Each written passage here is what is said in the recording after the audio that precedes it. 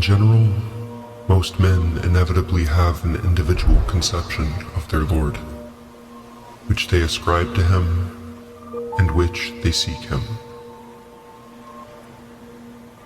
So long as the reality which some call God is presented to them according to that conception, they recognize him and affirm him. Whereas if presented in any other form, they deny him, flee from him, and treat him improperly, while simultaneously imagining that they are acting fittingly toward him.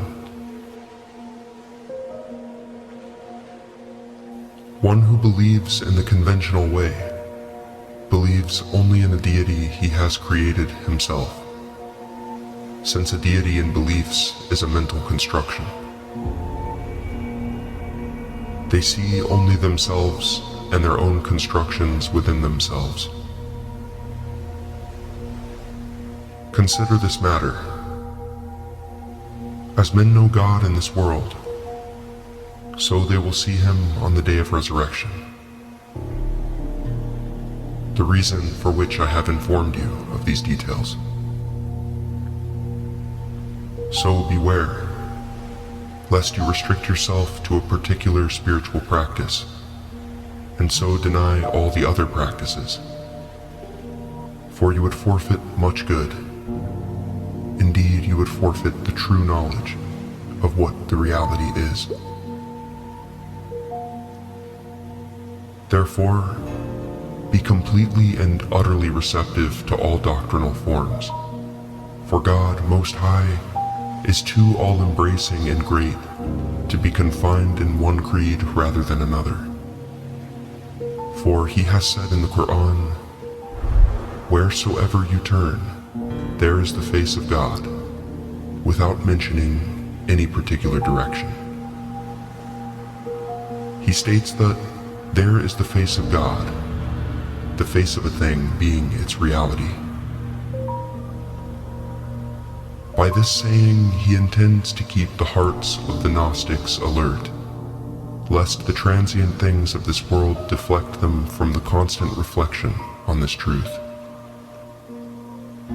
For no servant knows in which breath he will be taken from this life, and it may be that he be taken in a moment of heedlessness, so that he will not be equal in the hereafter to one taken in a moment of attentiveness.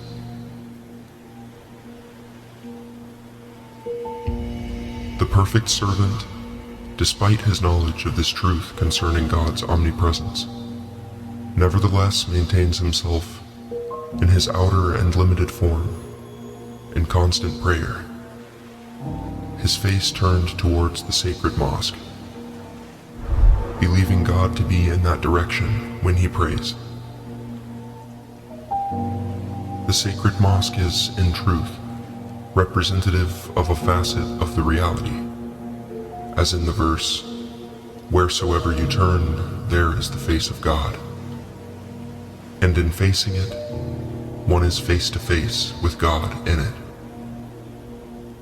However, do not tell yourself that he is in that direction only, but rather maintain both your particular attitude of worship in facing the sacred mosque and your more universal attitude to the impossibility of confining his face to any particular direction,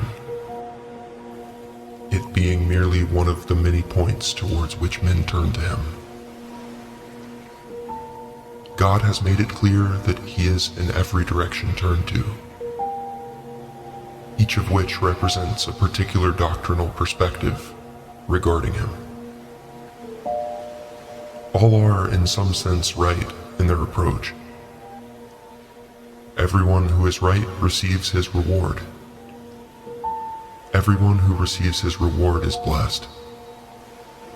And everyone who is blessed is well-pleasing to their Lord, even though they may be damned for a time in the final abode. For even the people of Providence are sick and suffer pain in this world, though we know them to be blessed among the folks of God.